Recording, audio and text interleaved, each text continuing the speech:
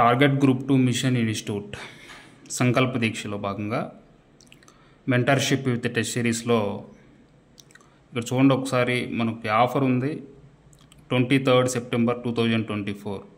యాక్చువల్గా ఈ ఆఫర్ని 2 రోజులు ఎక్స్టెండ్ చేయడం జరుగుతుంది 25th వరకు 2248 రూపాయలు. అయితే ఇది అప్ టు ఎగ్జామ్ వరకు ఉంటుంది.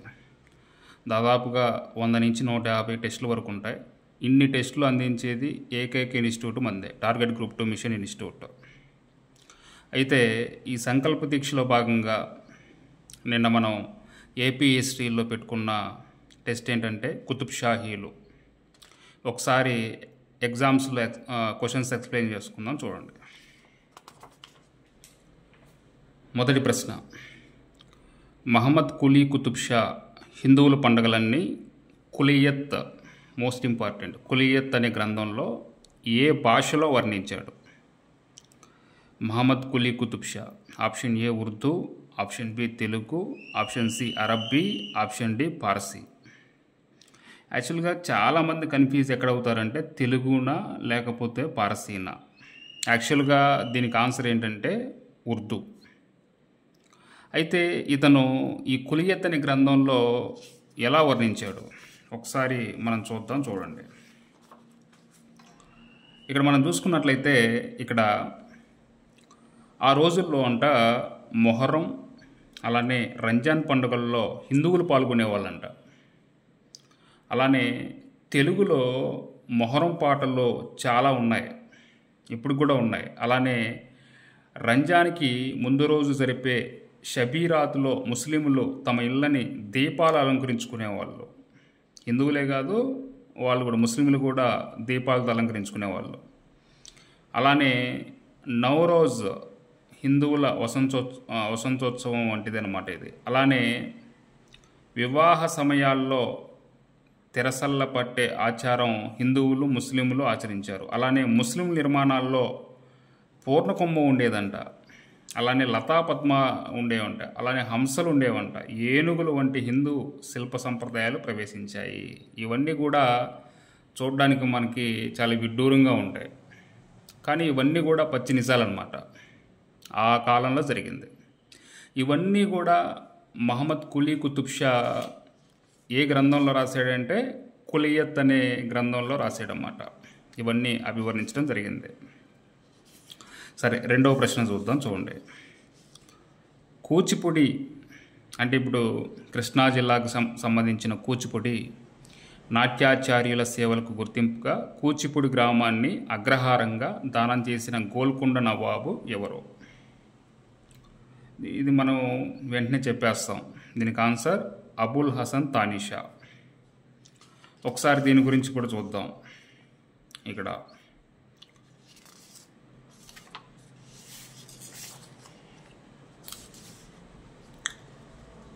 సరే, ఇది ఈ బ్యాటర్ ఇంకొక దానిలో వస్తుంది, అప్పుడు చూద్దాం. ఇప్పుడైతే మామూలుగా గుర్తుపెట్టుకోండి, అబుల్ హసన్ తానిషా. ఇది ఇంకొకసారి వచ్చినప్పుడు దానిలో చూద్దాం ఒకసారి. సరే, తర్వాత మూడవ ప్రశ్న చూద్దాం. మూడవ ప్రశ్న చూడండి ఒకసారి. దాశరథి శతకం రచయిత ఎవరు? మనందరికీ తెలుసు దాశరథి శతకం యొక్క రచయిత కంచర్ల గోపన్న. ఒకసారి మనం ఇంతకు ముందుది కూడా చూద్దాం ఒకసారి. ఇది కూచిపూడి గ్రామం గురించి కూడా చూద్దాం. అలానే ఇప్పుడు ఈ క్వశ్చన్ దాశరథి శతకం కూడా గురించి రెండు ఒకేసారి చూద్దాం. సరే, చూడండి ఒకసారి. ఇవన్నీ కూడా ఆంధ్రుల చరిత్ర బిఎస్ఎల్ హనుమంతరావు పుస్తకంలో చాలా క్లియర్ కట్గా ఉంటాయి. మనకి ఎగ్జామినేషన్ పాయింట్ ఆఫ్ వ్యూలో కూడా ఎగ్జామినరు ఈ పుస్తకం నుంచి నేరుగా ఇస్తున్నాడు అన్నమాట. ఒకసారి చూడండి. అబ్దుల్లా ఆస్థానాన్ని ప్రసిద్ధ పదకర్త క్షేత్రయ్య దర్శించి సుల్తాన్పై 1000 పదాల దాకా చెప్పాడు. క్షేత్రయ్య పదాలనే మొవ్వ గోపాల పదాలు అని అంటారు. క్షేత్రయ్యది యాక్చువల్గా కృష్ణా జిల్లా మొవ్వల గ్రామం అన్నమాట. అయితే మొవ్వలోని గోపాలకృష్ణునిపై చెప్పినందువల్ల మొవ్వ గోపాల పదాలుగా ప్రసిద్ధి చెందాయి. అసలు క్షేత్రయ్య పేరు ఒరిజినల్గా ఏంటి అని మనం చూస్తే క్షేత్రయ్య పేరు వరదయ్య. ఇది గుర్తుపెట్టుకోండి, ఒకసారి ఎగ్జామ్లో అడిగాడన్నమాట. అలానే సో మరి ఎందుకు ఇతనికి క్షేత్రయ్య అని వచ్చిందంటే, ఇతను పుణ్యక్షేత్రాలు తిరిగాడు ఆ రోజుల్లో. ఏంటి, తిరుపతి, కంచి, అలానే శ్రీరంగం ఇలాంటి క్షేత్రాలను దర్శించాడు కాబట్టి క్షేత్రయ్య అని పేరు వచ్చింది. ఓకే, సో కాబట్టి ఇక్కడ మనం ఇంతకుముందు ప్రశ్న కూచిపూడి యాక్చువల్గా ఎవరికి దానం ఇచ్చారంటే, ఈ కూచిపూడి గ్రామాన్ని అబుల్ హసన్ తానీషా ఎవరికి ఇచ్చారు, ఇప్పుడు మనం చెప్పుకుంటున్న ఇక్కడ క్షేత్రయ్య ఇతనికి దానం ఇచ్చినట్టుగా తెలుస్తుంది అనమాట. అలానే నెక్స్ట్ ఇంకొక చూడండి, ఇక్కడ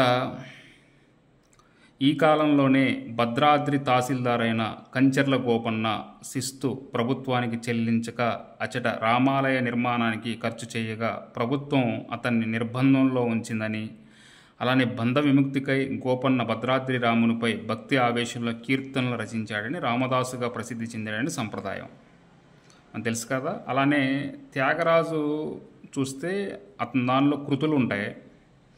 అలానే రామదాసు అయితే కీర్తనలు ఉంటాయి. ఇవి లయబద్ధంగా ఉంటాయి, అంటే భజన కీర్తనలుగా కూడా వాడుకుంటూ ఉంటారు. అందుకని ఇతను రాసింది శతకం ఏంటంటే దాశరథి శతకం. దాశరథి కరుణాపయోనిధి అంటాడు, ఇదనమాట. సో ఇది గుర్తుపెట్టుకోండి. అండ్ దాని తర్వాత నెక్స్ట్ రెండవ ప్రశ్న చూడండి. తర్వాత 4వ ప్రశ్న, కవులు తమ రచనల్లో మల్కివరాముడిగా కీర్తించబడ్డ గోల్కొండ నవాబు ఎవరు? ఇది డైరెక్ట్గా మనకి పుస్తకంలోనే ఉంది, చూడండి ఒకసారి. ఇక్కడ ఇబ్రహీం కుతుబ్ షాపై తెలుగులో అనేక చాటువులు ఉన్నాయి. వీనివల్ల మాలిక్ ఇబ్రహీం అంటే మల్కివరాముని మాతృభాష తెనుగుగా అనే సందేహం కలుగుతుంది. అతన్ని తెనుగు ఆస్థాన కవి అద్దంకి గంగాధరుడు. ఇబ్రహీం కుతుబ్ షా యొక్క ఆస్థాన కవి ఎవరు అని ఎగ్జామ్లో అడిగితే మనం గుర్తుపెట్టుకోవాల్సింది, అది కూడా గుర్తుపెట్టుకోండి, అద్దంకి గంగాధరుడు. ఇది గుర్తుపెట్టుకోండి. ఓకే, తర్వాత నెక్స్ట్ 5వ ప్రశ్న చూద్దాం. నెక్స్ట్ 5వ ప్రశ్న చూద్దాం. 5వ ప్రశ్న చూడండి ఒకసారి. Next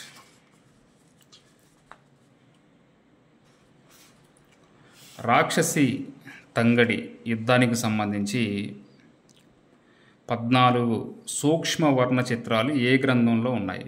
the most important answer ఇక్కడ తారిక్ హుసేన్ షఫాద్ షాహీ దక్కన్. ఓకే, ఈ గ్రంథంలో ఉన్నాయి. మనకి ఇది కూడా చూడండి ఒకసారి.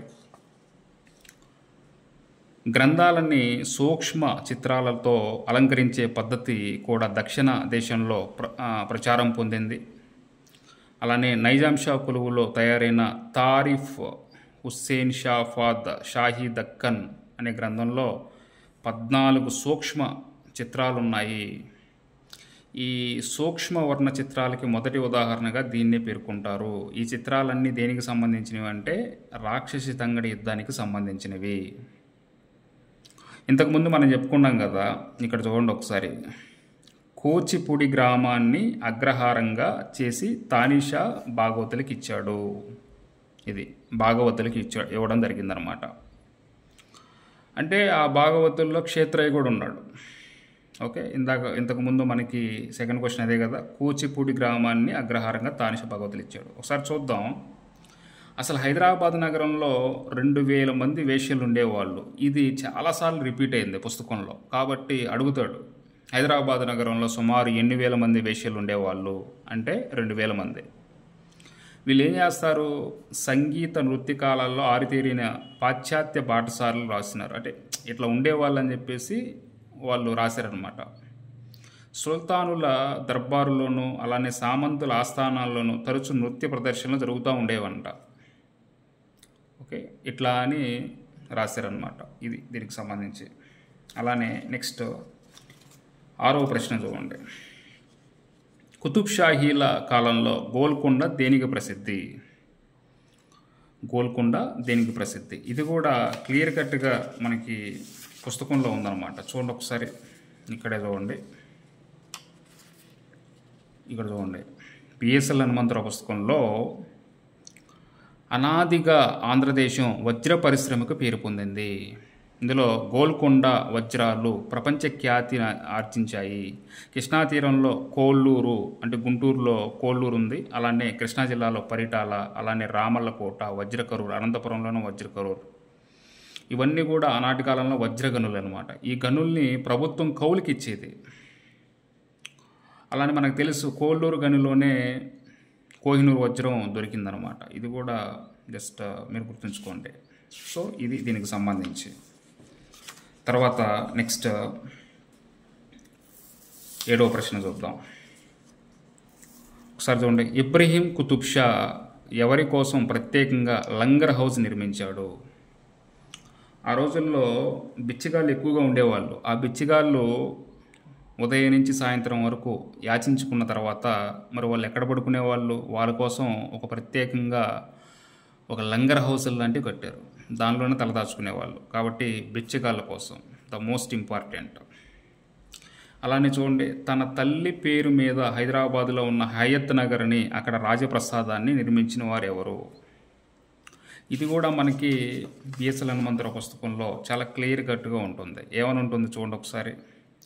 అబ్దుల్లా కుతుబ్ షా తన తల్లి పేరు మీద హయత్ నగర్ని, అంటే హైదరాబాద్కు ఆనుకుని ఉంటుంది హయత్ నగర్ని, అందులో ఒక రాజప్రసాదాన్ని నిర్మించాడు. ఈ అంతఃపురం అప్పట్లో ఎలా ఉండేదంటే ప్యారిస్లో ఫ్రెంచి రాజప్రసాదం అంతటి మనోహరంగా ఉంటుందని టావర్నియర్ రాశాడు. ఇలా కూడా అడుగుతాడు ఎగ్జామ్లో. సో కాబట్టి ఇది కూడా గుర్తుపెట్టుకోండి. ఓకే, తర్వాత నెక్స్ట్ నైన్త్ క్వశ్చన్ చూద్దాం. చూడండి, 9వ ప్రశ్న చూడండి. కుతుబ్ షాహీలు పోషించిన మతం ఏంటి? కుతుబ్ షాహీలు చాలా క్లియర్ కట్గా బిఎస్ఎల్ హనుమంతరావు పుస్తకంలో రాయడం జరిగింది. చూడండి ఒకసారి. కుతుబ్ షాహీలు పారాశికం నుండి వచ్చిన షియా మతస్థులు. పర్షియా, గోల్కొండ మధ్య రాయబారులు తరచుగా నడుస్తుండేవి. గోల్కొండలో శుక్రవారం ప్రార్థనలో పర్షియా చక్రవర్తి పేరు చెప్పేవాళ్ళు. షియా సంప్రదాయానికి సహజమైన సహనం కుతుబ్ షాహీలు ప్రదర్శించేవాళ్ళు. అంటే ఏంటి మతం? దీన్ని బట్టి షియాలు వీళ్ళు. అప్పట్లో షియాలకి సున్నీలకి ఎక్కువగా కూడా ఘర్షణలు జరుగుతూ ఉండేవంట. అది కూడా గుర్తుపెట్టుకోండి. అలానే మహమ్మద్ కుతుబ్ షా సమకాలీన మొఘల్ రాజు ఎవరు? అంటే మహమ్మద్ కుతుబ్ షా ఆ ప్యారలల్గా ఆయన ఉన్న కాలంలో మొఘల్ రాజు ఎవరు అని అడుగుతున్నాడు. సో ఇది కూడా బిఎస్ఎల్ హనుమంతరావు పుస్తకంలో చాలా క్లియర్గా ఉంటుంది. జహంగీర్. ఓకే, ఇది గుర్తుపెట్టుకోండి. Thank you.